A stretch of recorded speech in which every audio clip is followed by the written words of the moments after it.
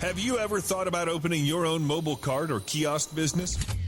Maybe the facility you manage could establish new revenue by adding coffee, food, or retail services. Cart King International can be the answer to your needs. Cart King is a North American designer and manufacturer of the finest mobile coffee, food, and retail carts and kiosks. Cart King has been working with clients and corporations across North America for 20 years, providing innovative designs, custom manufacturing, and timely delivery.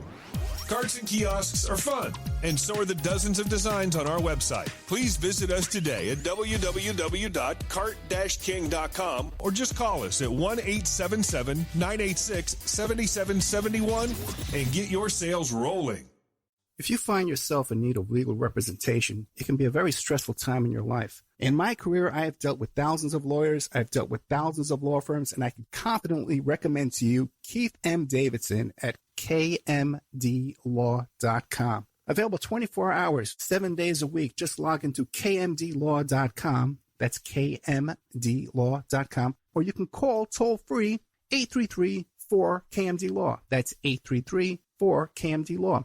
Personal injury, wrongful death, STDs, sexual assault, car accidents. They handle it all efficiently and professionally. It doesn't matter how imposing the opposition may be, because the team at kmdlaw.com are battle-tested and fierce. They will not stop until justice prevails. Go to kmdlaw.com or call toll-free 833-4KMD-LAW. If you're in for the fight of your life, stop screwing around and contact KMD Law. PureSoapFlakes.com, 218-568-2525. Have you ever heard of Castile Soap? Pure Soap Flake Company handcrafts fine soap bars, laundry powder, and concentrated soap flakes using organic vegetable oils from their northern Minnesota facility. Bathe your body and wash your clothes with Pure Soap products that are free of fragrance, GMOs, palm oil, sodium lauryl sulfate, and synthetic additives. Keep it clean, folks. Pure Soap Flake Company products are kind to living creatures and sensitive skin, safe for drains and waterways, and work great in high-efficiency washers and top and front-loading machines. They have a little promotion going on. Contact them to order some soap. Mention the Opperman Report. You're going to get a free gift. They're going to send a little extra soap, travel size, soap bars and laundry soap, cleaning soap flakes. I've been using that stuff all day long today. Great stuff. Order today at puresoapflakes.com or give them a call, 218-568-2525, 218-568-2525. Pure Soap Flake Company is a proud member of the Handcrafted Soap and Cosmetic Guild. Aquadam.net. Give them a call at 707-764-2119. A flooded home is never easy to deal with. You're left with the mess to clean up, having to deal with the insurance company, not to mention the memories that are lost that you can never replace. To those who live in flood-prone and hurricane-prone areas, which is just around the corner, prepare now. Hurricane season is right around the corner. Visit Aquadam.net to see how they can help you prepare to avoid flood damage this season and every season thereafter. An aquadam could be another tool in your arsenal to protect your home and property from the floodwaters. A cofferdam, using water to control water, that can protect your home, your business, your church, your neighborhood, like a dam, but without the beavers. Give Aquadam a call at 707-764-2119, 707-764-2119, or look them up online at aquadam.net. They're also on Facebook at Aquadam Inc., or call or email them today. They can help you out. Give them a call. Tell them Opperman Report sent you. Opperman Report, that's 10% off the price to anyone who mentions the Opperman Report. It's the Opperman Report. Join digital forensic investigator and PI Ed Opperman for an in-depth discussion of conspiracy theories, strategy of New World Order resistance, high-profile court cases in the news, and interviews with expert guests and authors on these topics and more. It's the Opperman Report. And now, here is investigator Ed Opperman. And go. Okay, welcome to the Opperman Report. I'm your host, Private Investigator Ed Opperman. You can find me at Opperman Investigations and Digital Forensic Consulting through my website, emailrevealer.com. If you like today's show, be sure and check out our website at OppermanReport.com. We have all kind of exclusive content. You can go there and sign up a member behind a paywall and get access to all kind of court documents and exclusive shows and reporting that we do there. As always, our archives are free at Spreaker.com. You go there, sign up for free. You get an email notification anytime we put up some new live content at Spreaker.com. Our guest today, fascinating topic. We had a lot of trouble getting through to this guy, too, which always makes you worry. Tim Tolka is the author of the book Blue Mafia, Police Brutality and Consent Decrees in Ohio. And it's about a big, giant federal investigation that went on regarding police brutality in Steubenville and Warren, Ohio. Tim Tolka, are you there? Yes, I'm here. Well, we're lucky to have you, right? We almost didn't have you. We just went through some cartwheels to get this guy on the show. Tell us about yourself. Who is Tim Tolka? So I'm a writer and researcher from the Midwest. I spent a lot of years traveling around the country and around the world. I'm really interested in institutions and corruption and abuse of power, and that's why I wrote the book. I don't have a particular axe to grind against police. I think a lot of people who have power abuse it, and so yeah, my first book was about police, and now I'm working on other books and screenplays. But that's what I'm about. And the first book being Blue Mafia, Police Brutality and Consent Decrees in Ohio. Or is Yes. there one previous to that? Let me ask you a question now. You're down in Mexico. Did you wind up down in Mexico? Well, why did you wind up down in Mexico? I've always had a connection to Mexico. I lived on the border when I was a child, and I studied here as a college student. And Mexican people are really nice. It's cheap to live here. I was living in San Francisco, and I lived in New York, San Francisco, and D.C. for about 15 years. And after paying those rents for that much time, I really like paying lower rent and having pretty much the same amenities and culture at my fingertips here in Mexico City. So there's really a significant difference in rent? Oh, absolutely. Oh, my God. I'm kidding, man. It's amazing. I'm from New York. I'm from New York City. And okay. my daughter is up in D.C. now at college, so I know, trust me, I know the difference. And I spent a lot of time down in Mexico, too, as well. Yeah. What's the book about? What do we find in this book? So it's kind of the autobiography of a civil rights lawyer, autobiography. It's a biography of a civil rights lawyer who is fighting two police departments who have allegations of brutality going back decades. And one of my favorite things about the book is these two police chiefs who were in charge of these problematic police departments. They are colorful, they're like anti-institutionalists who are in charge of an agency, and they're just wild. One of them threatens a journalist. His name's John Mandopoulos, the chief of the Warren Police. And the news in these two cities, Steubenville and Warren, is surreal. Their history is like really fascinating. It goes, Mafia influence from as early as the steel industry started. Steel and football are like, religion and economy in these two towns. And now steel is pretty much gone. And so they've had a difficult transition. They've basically been deindustrialized. And so my book is kind of like a local history, but it's also this lawyer's story in trying to trying to be part of the reform of these two police departments. And you're saying that the local news media is covering this up? The news media in the two towns are very, very different.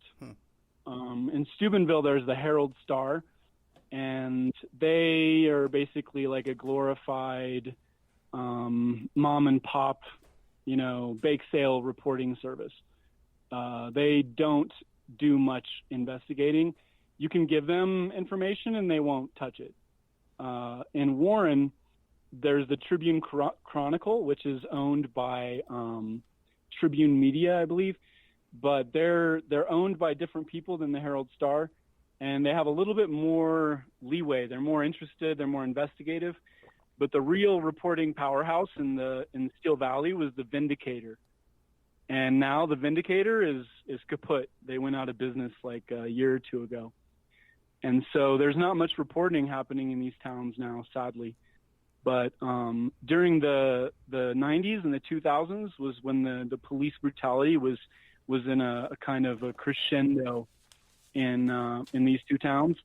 And there was some great investigative reporting happening in Warren, but pretty much nothing happening in Steubenville. Yeah, that's terrifying. If people don't support, local reporting, then what can happen in darkness is 10 times worse than what will happen when we're able to shine a little light on this, what's going on. It's so true. Yeah, it's terrifying. National media and even state media have no interest in these areas. You can go to them with really, really dire, grave allegations, and they won't even respond. Like the Columbus Dispatch, the Cleveland Scene, the Plain Dealer. These guys are so overwhelmed, and they don't do a very good job anyway. In my opinion, they don't dig into things nearly as much as they need to, and those are the only ones. It's like a blackout, in the rural areas. You just forget about it. If something happens to you in the rural area, nobody cares. Warren is rated as one of the top 10 worst places to live in the United States. And it's the police brutality, especially during the 2000s while John Mandopoulos was in charge. It was affecting white, black, it was affecting everybody, men, women. It didn't matter. Even if your dad was a cop, you could still get beaten up by the police in this town for nothing, nothing serious, no crime, just look at him wrong. And Mandopoulos refused to investigate. He refused to investigate misconduct claims against his officers, and it was the same story in Steubenville. And it goes to show you that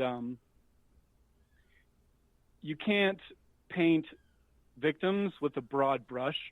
When somebody says, "Oh, police officer beat me over the head," you can't just look at their past or their actions that day. You have to have a camera that's on the cop. You need witnesses. It's very difficult to dismiss allegations of brutality, but it also can be very difficult to prove them. It's really a pickle. Now that there's cameras involved so often, it's revolutionized the investigations, clearly. Well, let me ask you a couple of questions. Like these towns, Steubenville and Warren, are these large towns? What's the population? About 18,000, 30,000. Okay, I would consider that very small. Yeah. They've also lost population during the economic decline. But people think that, in small towns that police brutality is not a problem because everybody knows each other.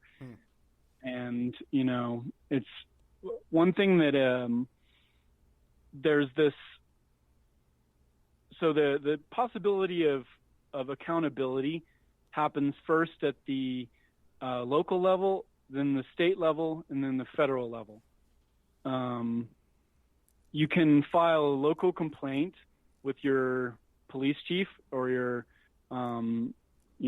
prosecutor. If they don't give you a remedy, you can file a civil rights lawsuit that'll go to a federal court. And if that doesn't work, you can beseech the Attorney General of the state. And if all of those remedies fail, then you can go to the Department of Justice Civil Rights Division.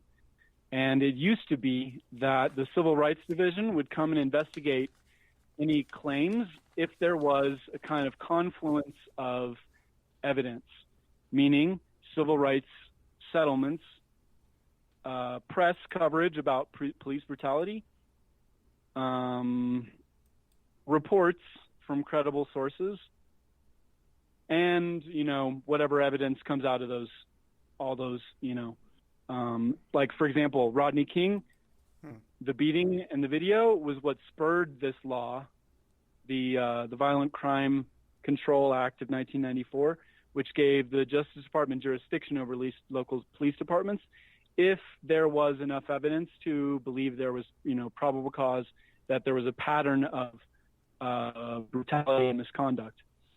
And in both Steubenville and Warren, the civil rights lawyer in my book, Richard Olivito, was instrumental in bringing all these allegations to the attention of the Department of Justice, and even collaborating with the investigators when they came to Steubenville. Lesser extent in Warren, they had a different point person there to help them with the investigation. Now, let me ask a question about Olivito. Now, was he a local attorney in Steubenville? Yes, he was born there. And it's very rare, okay, when you have these kind of cases. I do these cases too, okay? We have one in Vegas right now, Byron Williams, who was killed by the police. And it's you don't want to hire a local attorney. You want to get someone from out of the jurisdiction, because the local attorneys are usually too afraid to go up against the DA's office and go up against the police department and stuff like that. But you're saying Olivito was not worried about these complications that could come with taking on a case like this? He got into it by degrees, and as he was attacked publicly, he doubled down in his support of these victims, and basically he became like a soldier for brutality victims in Steubenville and then later in Warren. But it came at tremendous personal cost. He was arrested many times, for spurious charges, imprisoned various times, not only by the police but by judges that he pissed off. He was the Ohio Supreme Court investigated him over a signature violation that did not harm his client, and they suspended him from the practice of law and called him insane. And it was, all the evidence of this was very, very flimsy. They tried to do everything to take away his license. The Supreme Court was out for blood, and they couldn't take away his license, so they suspended him and kind of tried to discredit him. But there were already judges that had tried to call him crazy too. And it's a bunch of hogwash, to put it mildly. The man had no blemish on his record, and they were unable to find anything resembling attorney misconduct. They trumped up the charges, and they took away his license, and he's still trying to get it back today. Wow. But it was retaliation for his embarrassment of these two police departments, because the Supreme Court started investigating him after the second investigation became public. And you said this action that caused him to lose his law license was over a signature? Yeah. He forged his client's signature in order to get a document filed, but it resulted in no financial loss to the client, which it was a bankruptcy situation. So if the Supreme Court found that there was damage to the client's finances, then they would be able to claim that this was attorney misconduct. But there was no financial damage to the client. It's like, what are you punishing him for? For 3 years you're investigating him. It's like, come on, man. Well, let me ask you this. How was this signature discrepancy discovered? Like, who made a complaint about this? The client did. Oh, really? Okay. And the client has to. Yeah. And who helped the client make this complaint? Because if you just make a regular complaint against the bar with the bar association, it has to be done professionally by another lawyer who really knows what he's doing. Otherwise, they just ignore this stuff. So the local bar association investigated the signature, and at the time, Olivito had like 5 pending civil rights cases. And he was trying to emphasize to the investigator that there was, kind of collateral damage if his law license is taken away over something so unimportant as a signature violation when there was no financial damage to the client. And the local bar investigator, who was, I believe, the then president of the Mahoning Bar Association, he thought that this was suspicious, that Olivito was trying to cover something up. And they never found anything, other than this one violation of a signature. And they really made a huge deal out of it. I mean, there are attorneys in big firms that, defraud nursing homes and steal hundreds of thousands of dollars from their clients. And if they work at a firm that's big, like Boris Sater or what's the other big one? That'll come to me in a minute. The Supreme Court will come out swinging in their defense. But if it's a small solo firm, they'll go after them with everything they got. They are too afraid to take on the big firms.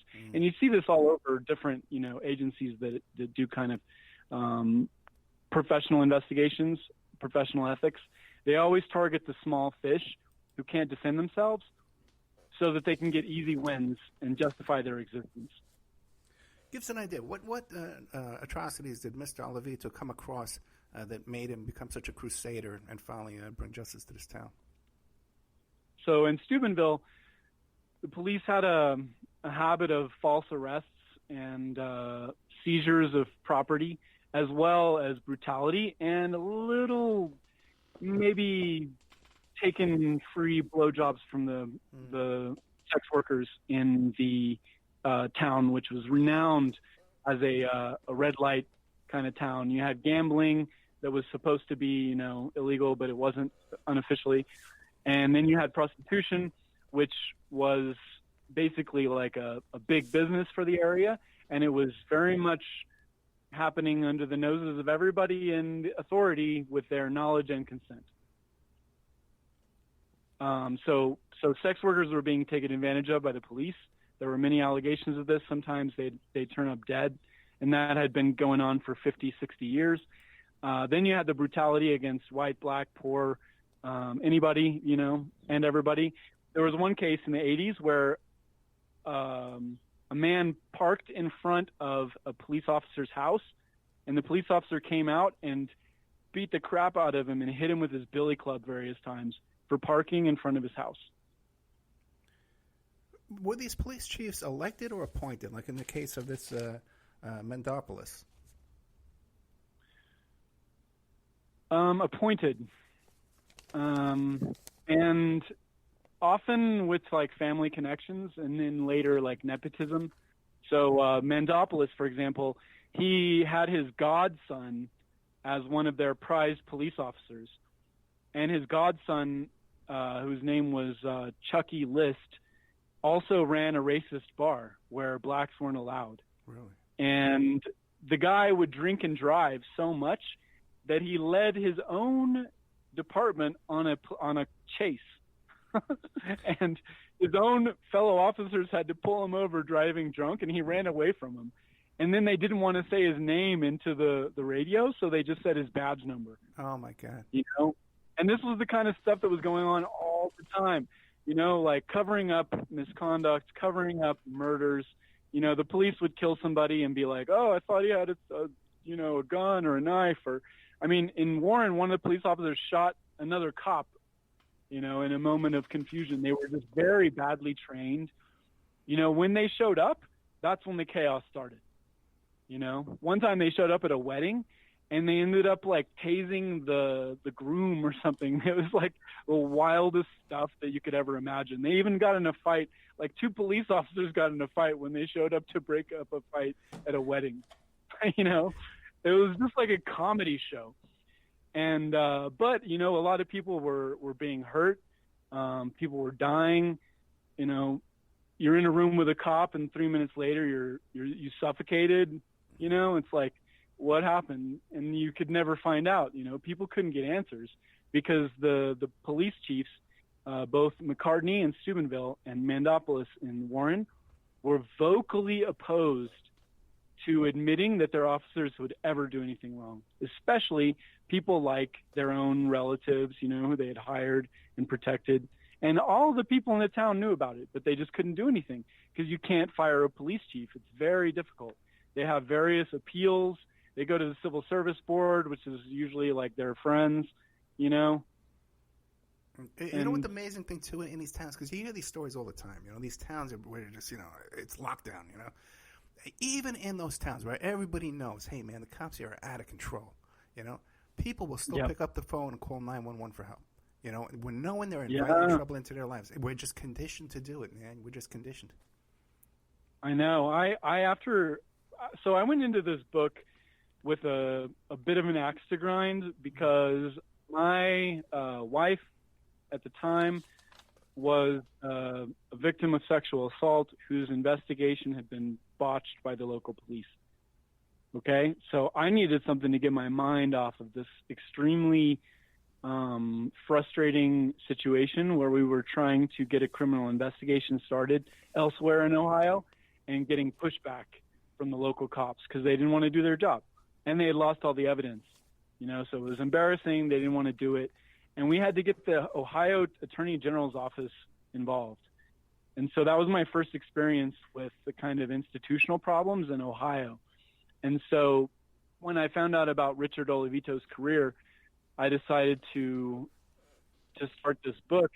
But over the process of writing the book, I started to feel a lot of sympathy for cops because the institutional system kind of puts them in a bind.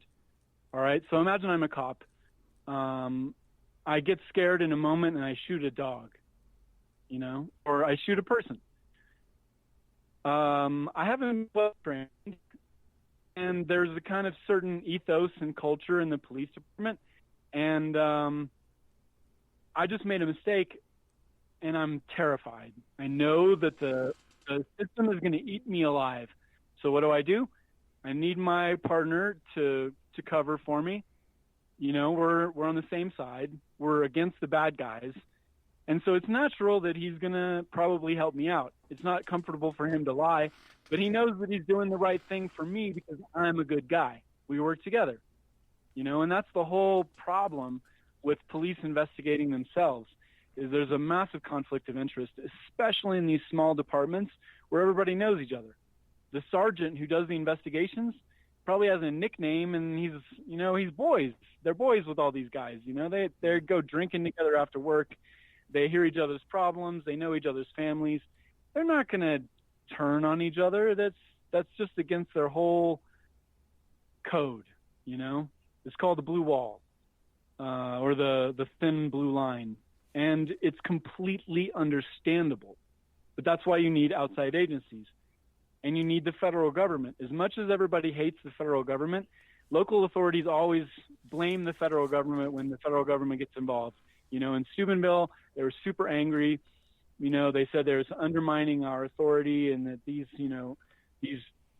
DC fed people who are, big shots from Yale and stuff don't know what our department needs and blah, blah, blah. But they're, at the end of the process, when the feds are done with them, a lot of these police chiefs are like, well, this is the best thing that ever happened to our department because we needed to make all these changes. We needed funding, and City Hall wouldn't do it because they were constrained and they needed to, please their constituents. Meanwhile, our department was suffering from a lack of resources. But what the federal government brings through the Civil Rights Office and the special litigation section, which does these agreements for reform, is they force the city authorities to deal with the problems that have been festering for a long time. Have you ever talked to Norm Stamper, the former police chief in Seattle?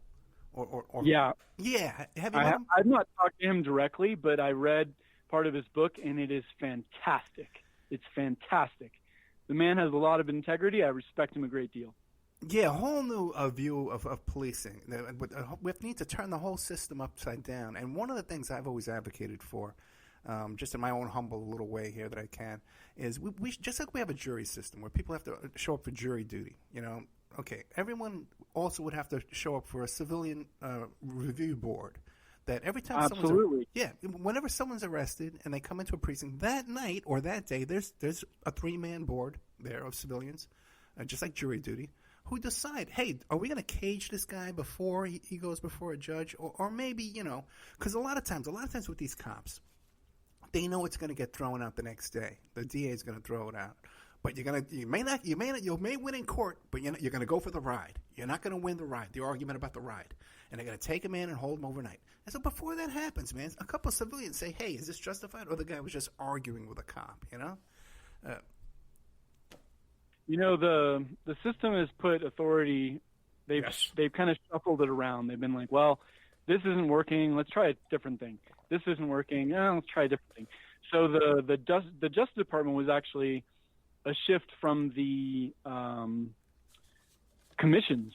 They were appointing independent commissions to investigate police corruption every 20 years and verifying its existence and then being like, oh, well, what do we do? I don't know. Push it away until it comes up again in a really embarrassing way, and then we'll make another commission.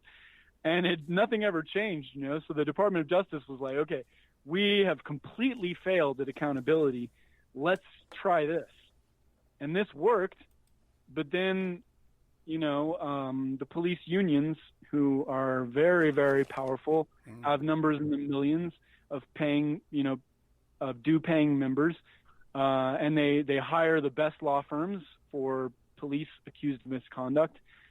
These are, public sector unions become so powerful that they eradicate the accountability that there needs to be in public sector trade, occupations. Teachers, it's a nightmare. You can't fire them. Police officers, it's a nightmare. You can't fire them. And that's why civilian review boards have started to pop up in over 100 cities around the U.S., probably many more by now. But power has been devolving to the state and local governments because in this age, the federal government is less and less occupied with these kinds of things. But it doesn't mean that they weren't effective. I think, personally, if you have multiple layers of accountability, you're going to be better off, even though you're going to have a kind of bureaucratic system. So when you file a civil rights lawsuit or you fire a complaint against an officer, these processes can take years to give results, and then the appeals take much more time. But the end of the system, the end of the system's treatment of these cases, often the officers are rehired, and it's kind of like this prolonged slap on the wrist. And then they get all their back pay and their jobs reinstated and everything's wiped away. But they go through the process. It's almost like with antitrust, they can't really punish Microsoft, but they're going to put them through the ringer for 9 years of litigation fee, and that's the punishment, Yeah, So officers accused of misconduct, and proven to have committed misconduct, will sometimes go to prison. Rarely, most of the time they get their job back and their back pay, Or they're just shifted to another station in another city. They like the Catholic Church. They just go to a different town, get another job as a cop over there. And also, too, these cities could save money on these lawsuits, man, if they just had a better accountability. Oh, man. So true. I know. Like in California, those are like $8 million cases, every one of them, $10 million. They settle over there. In Steubenville, they lost their insurance coverage 3 times because of police brutality lawsuits, settlements. And, even these small towns, in a big city, you get Chicago, $662 million in settlements over, a certain number of years. In a small town, even $1 million in settlements over a number of years is an enormous burden on taxpayers. And the taxpayers don't always pay directly. They pay indirectly. They pay to the city, who pays the law firm, or the police union brings in. It's such a web of funding that is hard to figure out. There's insurance firms who are some of the biggest contributors to Supreme Court justice elections.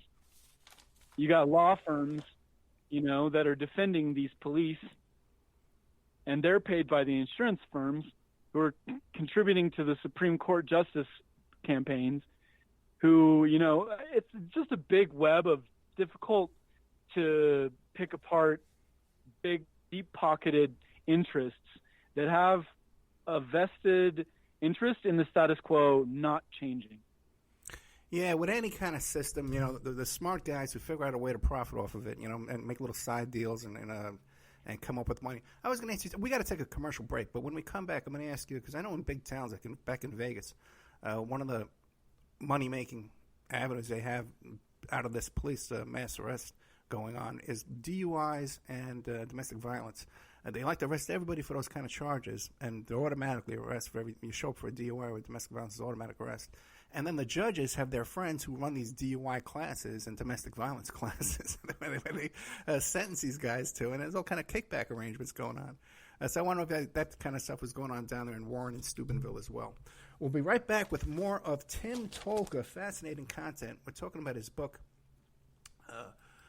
Blue Mafia, Police Brutality, and Consent Decrees in Ohio. And we're going to be talking, too, about the reform programs and the Department of Justice, the consent decrees when we get back. You can find him at his website, timtolka.com. And also, too, he's got a new book coming out. We're going to talk to him, and a screenplay as well when we get back with more of Tim Tolka after these messages.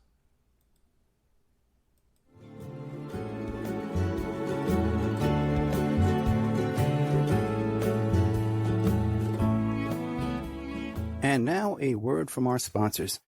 If you find yourself in need of legal representation, it can be a very stressful time in your life. In my career, I have dealt with thousands of lawyers, I've dealt with thousands of law firms, and I can confidently recommend to you Keith M. Davidson at kmdlaw.com. Available 24 hours, 7 days a week. Just log into kmdlaw.com. That's kmdlaw.com. Or you can call toll-free 833-4KMD-LAW. That's 833-4KMD-LAW. Personal injury, wrongful death, STDs, sexual assault, car accidents. They handle it all efficiently and professionally. It doesn't matter how imposing the opposition may be, because the team at kmdlaw.com are battle-tested and fierce. They will not stop until justice prevails. Go to kmdlaw.com or call toll-free 833-4KMD-LAW. If you're in for the fight of your life, stop screwing around and contact KMD Law. Are you ready to change your life, but don't know how to start? Is your stress and worries keeping you awake at night? Have you been battling grief, anxiety, or depression all alone? Have you lost touch with your own sense of being or spirituality? Soul Free Therapies offers professional and affordable live video streaming counseling and coaching services from the comfort of your own home. Sessions offered in English, Spanish, and Portuguese.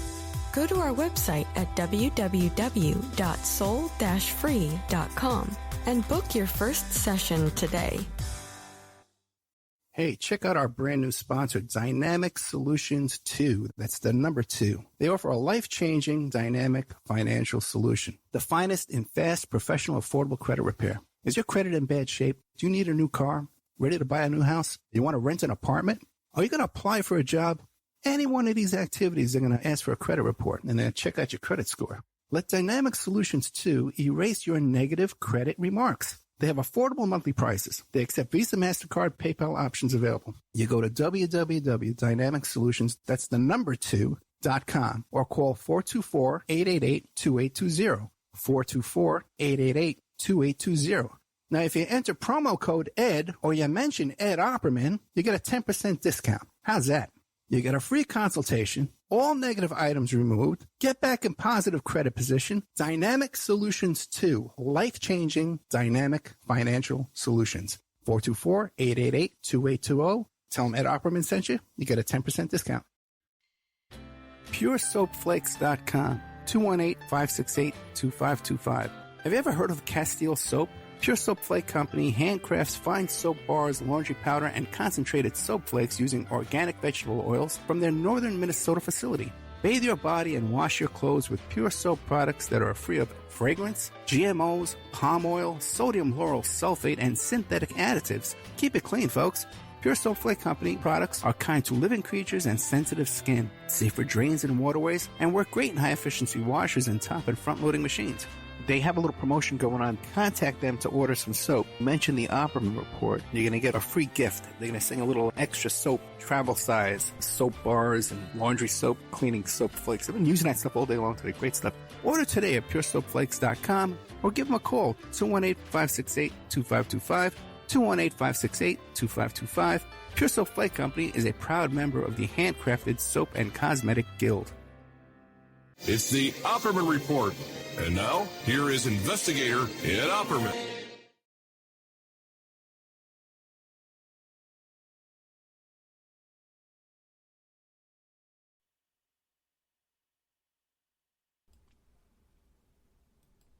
Okay, welcome back to the Opperman Report. I'm your host, private investigator Ed Opperman. We're here today talking to Tim Tolka, who's the author of the book Blue Mafia, Police Brutality and Consent Decrees in Ohio. Tim, are you there? Yep. You can also find him at timtolka.com. You were saying you had another book you're working on and a screenplay? 2 screenplays. Actually, 3. I'm working on so many projects right now. I'm privately, like my own business, I help writers and researchers. Right now I'm helping a narco trafficker write his autobiography and helping a retired detective write his autobiography and helping various other people, publish and write small and large works and screenplays. But I also have my own projects. I'm writing a spy thriller about an American spy in Egypt, which is partially based on my own experiences and partially fictitious.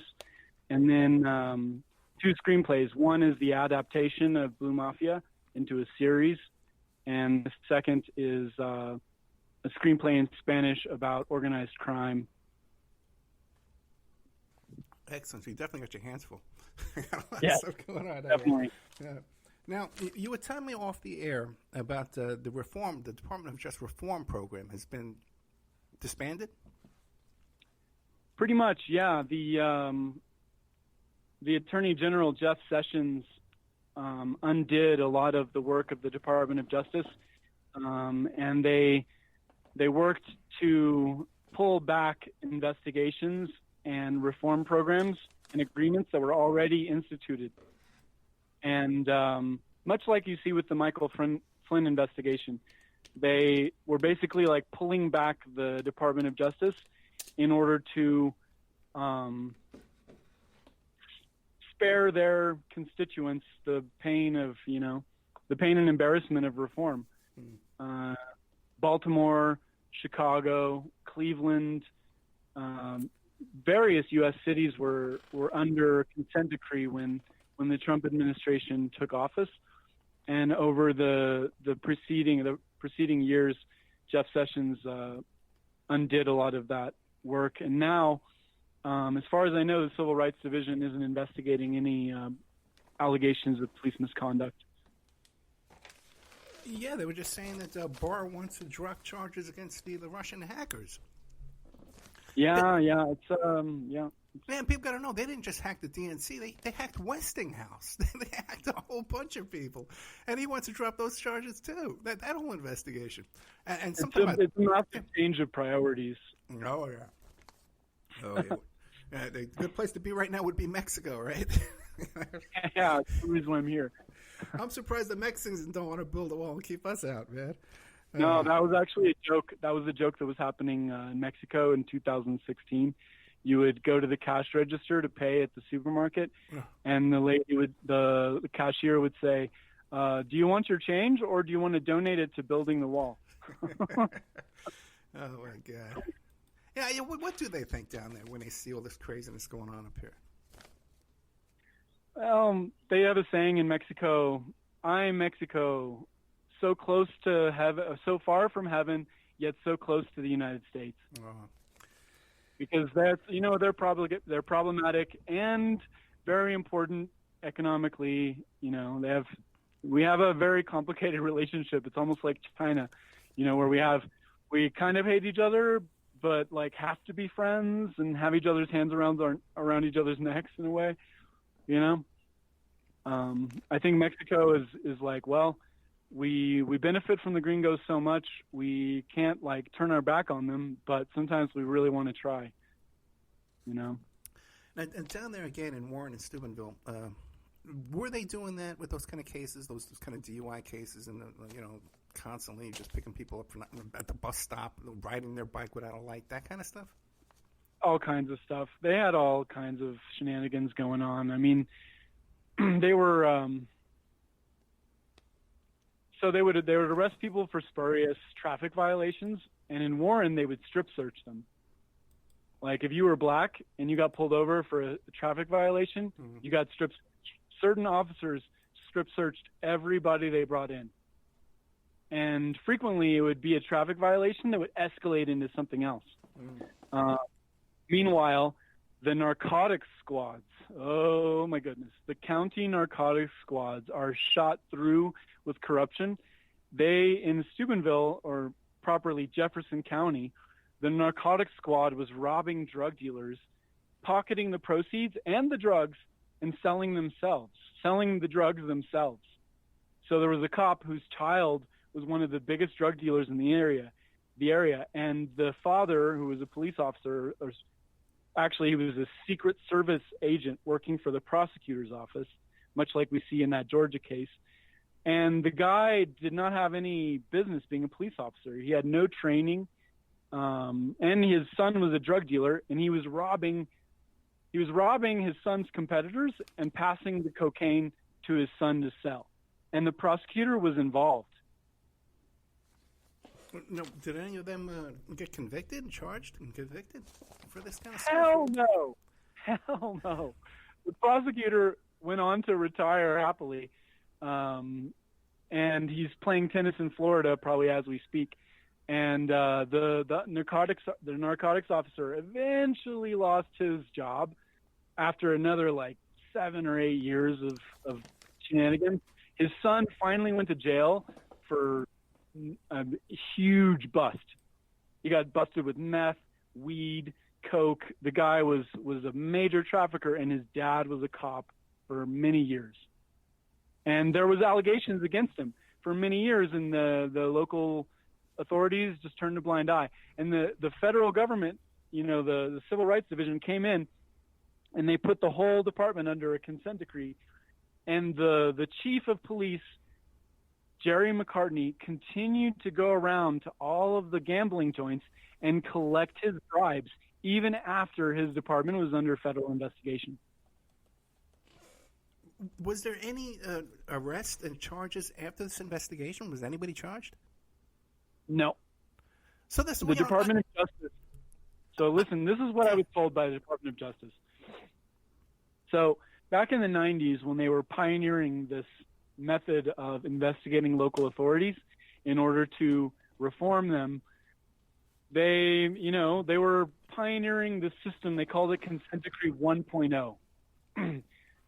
The Justice Department during the Obama administration pioneered Consent Decree 2.0. And they did this partially during their investigation into Ferguson, where they went farther than they had ever gone before in checking out what the local courts were doing with their funding and how they were making their money and how much they were getting from traffic fines and against who. Was it mostly black people? Was it some white people? Et cetera, et cetera.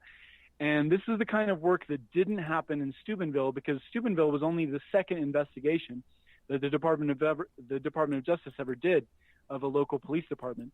And it wasn't until about 10 or 15 years later that they really started to put more teeth in these investigations into kind of corruption. But the thing is, the Special Litigation Division has jurisdiction over complete departments. The criminal section does prosecutions against individual officers. So what happens is the Civil Rights Division comes in and investigates a whole department, and if they find actionable probable cause against certain officers, they may pass that to criminal division. But it's pretty problematic and complicated. So, for example, in New Orleans, Louisiana, New Orleans has one of the most corrupt police forces in the entire country, and basically every other institution is also corrupt, even the public schools. Yeah. But so the Justice Department came in and investigated the No PD and put him under a consent decree. In the course of that investigation, they found out that a certain cop had a lady who was going to complain about him killed by a drug dealer. Okay? So the cop was involved in a murder for hire, or a hit, basically, which has only happened, as far as I know, about 3 or 4 times around the country. They passed this information to the criminal division of the Department of Justice, and the Department of Justice put this cop away for the rest of his life. But the same thing happened in Warren. a cop who is a narcotics agent and a probation officer who has a brother who is a cop in Youngstown collected $15,000 to have somebody killed for a drug dealer who was their buddy from childhood. And nothing ever happened to those cops. They're still in their same positions today. One of them's name is Andre Peterson. Another's name is Vince Peterson. They were one of them is not a law enforcement officer anymore. I believe the other one is still a probation officer and a narcotics agent.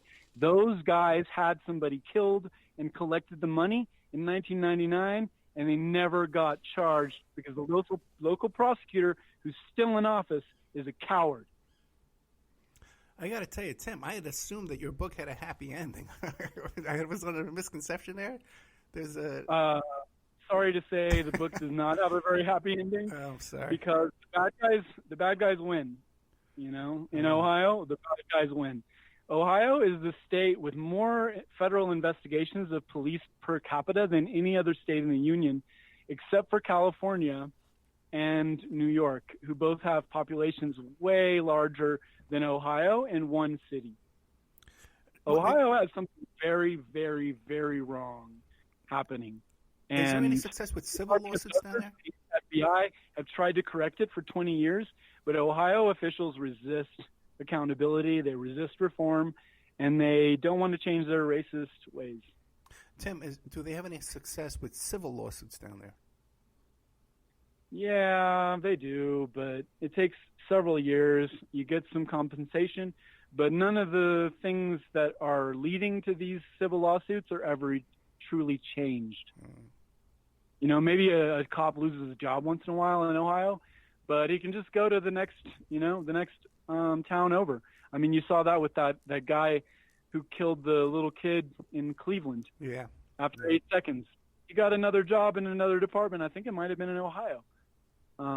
Not far from Steubenville, in fact. But that's the kind of mentality that you see in the public authorities there. So, Tim, we only have a few minutes left, a couple of minutes. What do you want to leave us with? Well, like Trump said during his campaign, cops are members of our community. And I absolutely agree with this. We really do need to try to have a good relationship with cops in our communities. But the way that cops are held accountable needs to be bolstered and enforced without bias or prejudice. We really need a better system of accountability, because these officers have more power than almost any official in the entire system. They have power over life and death, and many of their actions are unquestioned, because they're made in the split second. And for that reason, we need better training, and we need state and federal authorities to be involved in holding these local police and local officials accountable. Actually, a lot of the atrocities that we're talking about right now, they're trained to do. The training needs to change as well. Yeah, right? Training absolutely needs to change. Yeah. You can't shoot somebody because they're 15 paces away and happen to have a knife. Yeah. You can see the videos. One more thing, American police chiefs have been traveling to the United Kingdom to learn how they kill so few people. And it's partially because their population is less heavily armed than ours.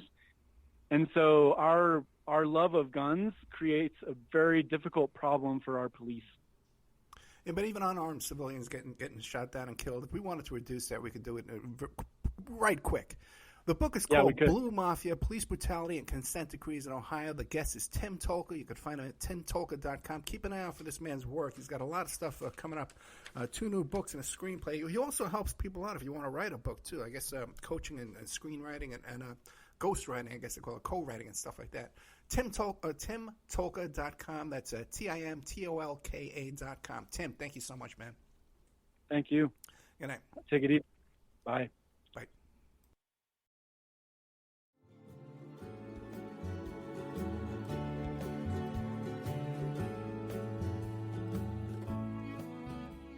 And now a word from our sponsors. If you find yourself in need of legal representation, it can be a very stressful time in your life. In my career, I have dealt with thousands of lawyers, I've dealt with thousands of law firms, and I can confidently recommend to you Keith M. Davidson at kmdlaw.com. Available 24 hours, 7 days a week. Just log into kmdlaw.com. That's kmdlaw.com. Or you can call toll-free 833-4KMD-LAW. That's 833-4KMD-LAW. Personal injury, wrongful death, STDs, sexual assault, car accidents. They handle it all efficiently and professionally. It doesn't matter how imposing the opposition may be, because the team at kmdlaw.com are battle-tested and fierce. They will not stop until justice prevails. Go to kmdlaw.com or call toll-free 833-4KMD-LAW. If you're in for the fight of your life, stop screwing around and contact KMD Law. Have you ever thought about opening your own mobile cart or kiosk business? Maybe the facility you manage could establish new revenue by adding coffee, food, or retail services. Cart King International can be the answer to your needs. Cart King is a North American designer and manufacturer of the finest mobile coffee, food, and retail carts and kiosks. Cart King has been working with clients and corporations across North America for 20 years, providing innovative designs, custom manufacturing, and timely delivery. Carts and kiosks are fun, and so are the dozens of designs on our website. Please visit us today at www.cart-king.com or just call us at 1-877-986-7771 and get your sales rolling. PureSoapFlakes.com, 218-568-2525. Have you ever heard of Castile Soap? Pure Soap Flake Company handcrafts fine soap bars, laundry powder, and concentrated soap flakes using organic vegetable oils from their northern Minnesota facility. Bathe your body and wash your clothes with Pure Soap products that are free of fragrance, GMOs, palm oil, sodium lauryl sulfate, and synthetic additives. Keep it clean, folks. Pure Soap Flake Company products are kind to living creatures and sensitive skin, safe for drains and waterways, and work great in high-efficiency washers and top and front-loading machines. They have a little promotion going on. Contact them to order some soap. Mention the Opperman Report. You're going to get a free gift. They're going to send a little extra soap, travel size, soap bars and laundry soap, cleaning soap flakes. I've been using that stuff all day long today. Great stuff. Order today at puresoapflakes.com or give them a call, 218-568-2525, 218-568-2525. Pure Soap Flake Company is a proud member of the Handcrafted Soap and Cosmetic Guild. Are you ready to change your life, but don't know how to start? Is your stress and worries keeping you awake at night? Have you been battling grief, anxiety, or depression all alone? Have you lost touch with your own sense of being or spirituality? Soul Free Therapies offers professional and affordable live video streaming counseling and coaching services from the comfort of your own home. Sessions offered in English, Spanish, and Portuguese. Go to our website at www.soul-free.com and book your first session today. Aquadam.net. Give them a call at 707-764-2119. A flooded home is never easy to deal with. You're left with the mess to clean up, having to deal with the insurance company, not to mention the memories that are lost that you can never replace. To those who live in flood-prone and hurricane-prone areas, which is just around the corner, prepare now. Hurricane season is right around the corner. Visit aquadam.net to see how they can help you prepare to avoid flood damage this season and every season thereafter. An aquadam can be another tool in your arsenal to protect your home and property from the floodwaters. A cofferdam, using water to control water, that can protect your home, your business, your church, your neighborhood, like a dam, but without the beavers. Give Aquadam a call at 707-764-2119, 707-764-2119, or look them up online at aquadam.net. They're also on Facebook at Aquadam Inc., or call or email them today. They can help you out. Give them a call. Tell them Opperman Report sent you. Opperman Report, that's 10% off the price to anyone who mentions the Opperman Report. Tina Helmuth is writing an ongoing series of fact-fiction books that boldly takes on today's most heinous crimes. Suffer the Little Children, The Wrath of the Father, and Unbreakable. Deeply researched and mixed with the supernatural, good versus evil makes these thrillers hard to put down. Available at lulu.com in paperback or ebook.